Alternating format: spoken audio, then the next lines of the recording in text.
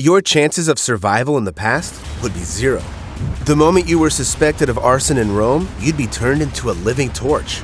And during the Renaissance, you'd be torturing yourself with parasite worms to wear luxurious clothing. Being suspected of a crime in 16th century England, or even worse, in ancient Persia, would guarantee you absolutely hellish punishments. These types of torture are exactly what I'm going to tell you about in today's video, so viewer discretion is advised. Never again will you be able to enjoy the colorful flashes of Roman candles, since you're about to find out the origin of their name. In 64 AD, a capricious and cruel emperor, Nero, threw a loud party in Rome. Everything was in the best traditions of that time. Lots of wine, naked people, bread, and circuses. However, the latter were horrific. On the eve of the party, a fire broke out in the city. It went on for 6 days and destroyed 10 out of 14 districts, leaving thousands of citizens homeless and killing hundreds of innocent people.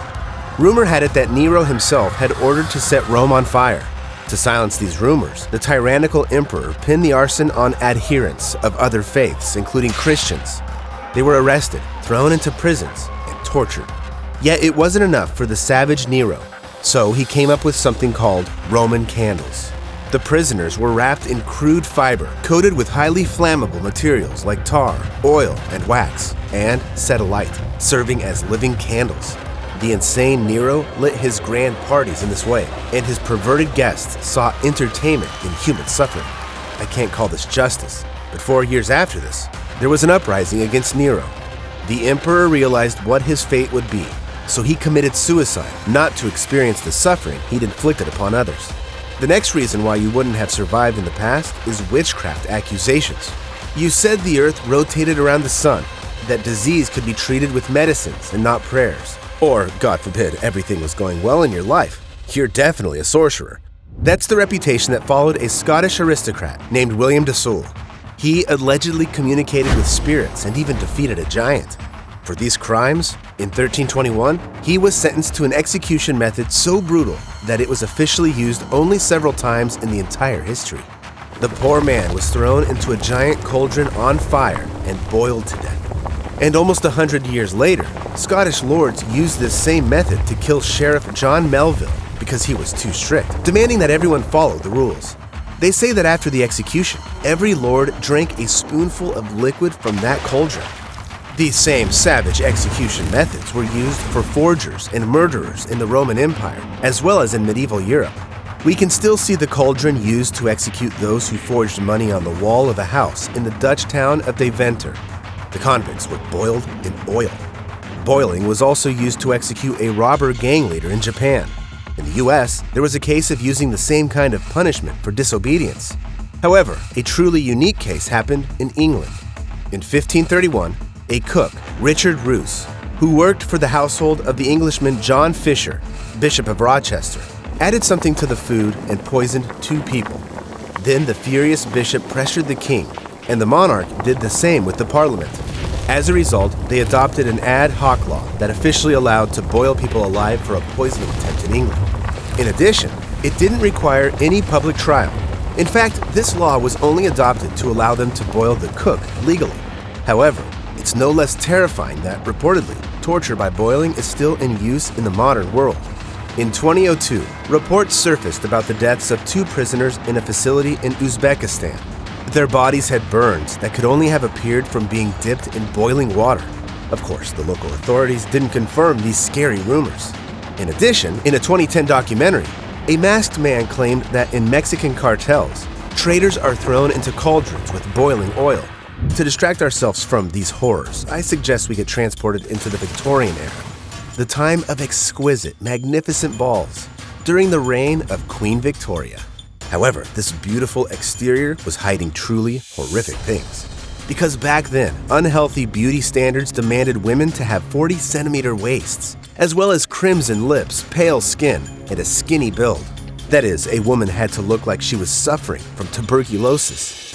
The poor ladies were willing to do anything to reach the unhealthy ideal. They even tortured themselves with their own hands. One of the most disgusting methods they resorted to was the consumption of parasite worms. To be more precise, the women swallowed pills with tapeworm eggs. The eggs hatched into worms and reached 10 meters in length and absorbed a significant share of nutrients from the food the victims consumed. The ads for the product promised the women that they'd be able to eat however much they wanted and stay thin with no damage to their health whatsoever. Of course, that was a lie. The infected women felt horrible, and it only got worse. First, the worm leached onto an intestinal wall, damaging the mucous membrane and weakening blood flow. This caused abdominal pain, acid reflux, and nausea. As the parasite kept growing, its waste products filled the body with toxins, damaging the liver and the immune system. The poor women developed constant headaches, general fatigue, and dizziness. Eventually, the worms would absorb virtually important nutrients from the infected woman's body, and she'd experience rapid weight loss and anemia. This, in turn, could cause heart failure and deadly consequences. However, women of the Victorian era didn't die of parasite worms. Instead, they died trying to get rid of them. To get the tapeworm out, a special trap was invented and patented. First, the woman had to endure 4 to 5 days without eating, and what ensued was not for the weak of heart. A piece of cheese was placed inside the trap. Then, it was tied to a rope, and the woman had to swallow it so that it went down to the stomach. According to the idea, the hungry tapeworm had to pounce on the food and get stuck in the trap. The woman would supposedly feel this moment, and the parasite would be yanked out. The trap was made from pure gold, probably to make it even more luxurious. However, this didn't change the fact that the contraption blocked the woman's airways, and the poor things simply died of asphyxiation. Those lucky enough to survive weren't rid of the tapeworms because those parasites live exclusively in the bowels. So after all these tortures, the Victorian woman would go through yet another humiliating and pointless trial. She would try to lure the parasite out by placing a glass of milk near her open mouth and the other end of the digestive tract. Luckily for us, modern culture is starting to accept all the natural body shapes and popularize a healthy lifestyle. So if someone says there's something wrong with the way you look, you can wish them a pleasant journey back to ancient Persia. It'll be a bit too harsh, however, since it was the birthplace of one of the most horrific punishments of all time: Skiffism. The victim was tied between 2 boats. Then he was coated with and forcefully fed milk and honey. This part may not sound all that scary, but what ensued was literal hell. Firstly, the convict's face and limbs were instantly covered with insects that continuously bit and stung them. Secondly, this kind of diet caused severe diarrhea. Inside the boat, the person's waste provided the perfect environment for parasites, bugs, and worms that started eating the victim alive. The first mention of Skiffism was recorded in 401 BC. Then, the king of the Persian Empire used this method to execute a warrior for killing his brother. Before passing, the convict had suffered for 17 days.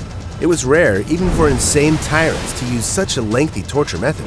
However, the rulers of ancient states were often excessively inventive in the punishment area. For example, one of the execution methods used across a significant part of Asia was gunga reo, which involved dying under the feet of elephants. This type of torture was used to punish people for a wide variety of crimes, from tax evasion to participating in mutinies. Therefore, the punishment itself varied, since the elephants were specifically taught different tricks. The elephant's handler, responsible for overseeing the torture, sat atop its back. In rare instances, criminals were thrown into an arena with an uncontrollable animal and pardoned if they managed to tame the elephant. For Akbar the Great, the ruler of the Mughal Empire, resorting to the gunga reo punishment was an act of grace of sorts. His elephants were trained to push and roll the convicts so as not to inflict severe trauma. After several days of such torture, the victims, battered but alive, were sometimes set free. However, the overwhelming majority of gunga reo use instances were much more cruel and served the purpose of execution. The elephants were taught to grab the victims with their trunks and crush their limbs one by one. And when the ruler gave the finish sign, the elephant would stand on the convict's chest, or even his head. That's around 4 tons of weight. However, there was something worse. The elephants were turned into killing machines. The executioners would attach swords to the animal's tusks, and their legs were covered with sharp iron spikes, just like in this movie. When this iron-clad elephant was released to the convict, the animal would wrap its trunk around the victim and throw them high into the air. When the poor person hit the ground, the elephant would grab them with its teeth and throw them under its feet. Then, the animal would do what the ruler told it to do: This execution method remained in use until the early 19th century. However, sadly, gungareo was far from the only savage punishment practice preserved for so long. One of the most barbaric practices in the entire history of humankind was used in countless modern developed countries of Europe and Asia up to the 18th and 19th centuries. I'm talking about the breaking wheel. I'll try to be as discreet as possible when describing this absolutely horrific torture method, but I believe you have the right to know what was happening worldwide just 150 years ago.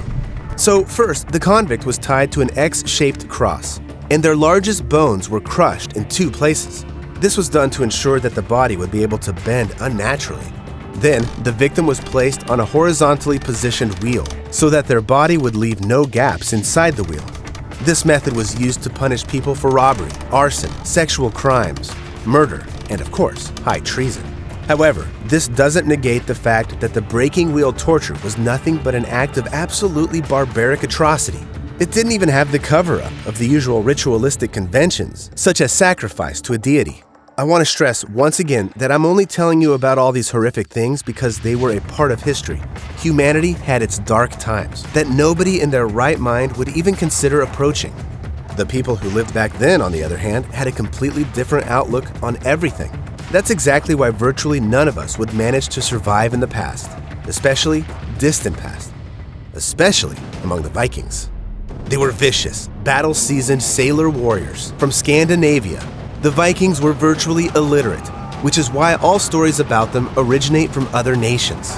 Let's be honest here. If your country was terrorized by warriors like this, there would definitely be scary rumors circulating about them.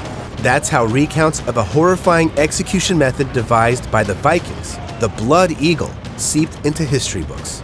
Most historians doubt the existence of this kind of punishment. They believe it may have been a ritual to mock exclusively their dead enemies. However, contemporary scientists have studied the anatomical peculiarities of the blood eagle as well as its socio-cultural context. That is, whether this punishment could have really been used in the Viking society. Their findings were blood-chilling. But first, let's find out what the blood eagle even is. It's when the victim was laid stomach down on a table or a raised platform, and then all of his ribs were severed from the spine with a knife.